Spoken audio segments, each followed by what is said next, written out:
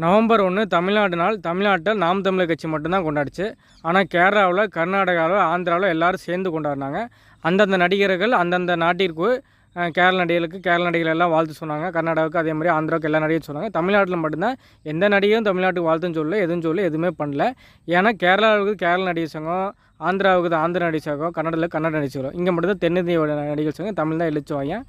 இங்கே இருப்பது பெரும்பான்மை தமிழக அல்லாத நடிகர்கள், அங்கே இருப்பது பெரும்பான்மை தமிழ் அவங்க கன்னட நடிகர் சங்கம், கன்னடர்கள் தான் அதிகம் வைப்பாங்க. கேரளா நடிகர் சங்கம் கேரளாத்துக்கார தான் அதிகமாக வைப்பாங்க.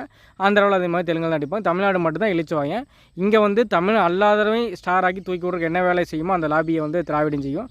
தமிழர்களை முடிச்சு கட்டுறதுக்கு என்ன வேலை செய்யுமோ, தமிழ் நடிகர்கள் மேலே இருக்க என்ன வேலை செய்யுமோ அதை தெளிவாக அந்த திராவிடம் செய்யும். திமுக வந்தாலும் அப்படி தான் இருக்கும், அதிமுக வந்தாலும் அப்படி தான் இருக்கும். இரண்டும் ஒரே கட்சி, ஒரே குட்டையில் உள்ள மட்டைகள்.